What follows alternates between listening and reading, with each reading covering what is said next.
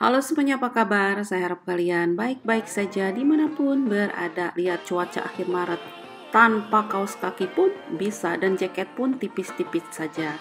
Ini akhir Maret kemarin kebetulan cuacanya edun suredun munggaran, alias pertama kali di tahun ini untuk cuacanya bagus sekali.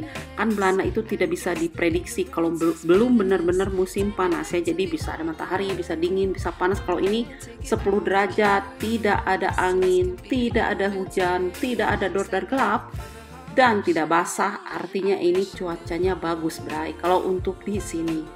Nah, di sini saya mau ajak kalian daripada ngahulang tepugu karena suami yang nyetir. Jadi saya kali itu hanya sebagai penumpang yang budiman. Ya udahlah, daripada ngajedok mendingan sudah saya mau kasih lihat bagaimana kurang lebihnya pemandangan yang berada di Belanda yang masuk ke daerah peternakan, pertanian ataupun yang punya perusahaan ya. Jadi mereka itu biasanya di mana, baik itu di provinsi manapun, mereka pasti ada yang namanya atau pasti kita akan menemui pemandangan seperti ini. Kalau rada mepet seetik itu rada ke perdesaannya. Jadi ini sebenarnya di daerah kota ya.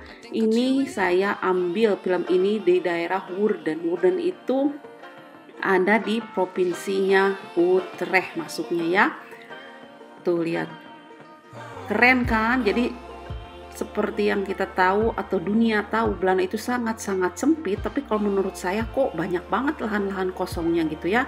Jadi lahan-lahan kosong ini itu untuk dipersembahkan atau diperuntukkan untuk para petani yang punya hewan seperti sapi, kuda, dan embek. Nah, ini ranting-ranting ini nanti itu pohon apel, karena sekarang kan masih musim dingin ya, belum panasnya kacida gitu atau belum panas normal.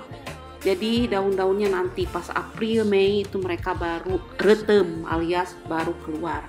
Nah, itu gudang-gudang tuh yang di belakang itu, yang gede-gede itu biasanya gudang atau tempat sapi atau tempat kuda tidur ya.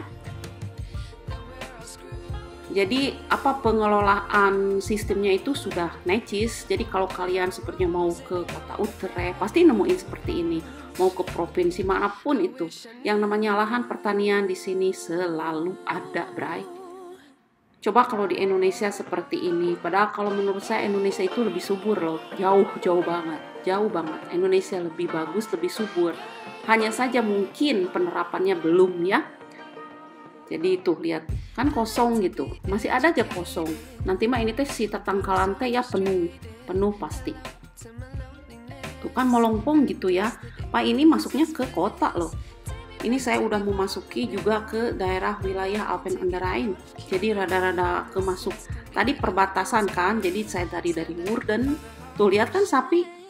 Dari Woerden itu masuknya ke provinsi Utrecht dan saya sekarang akan memasuki provinsi Belanda yang bagian selatannya. Karena ini menuju daerah yang akan saya tuju ya, yaitu Bali Kaimah, Bray. Asik kan? Jadi rapi gitu. Tuh yang panjang gitu, itu biasanya itu gudang.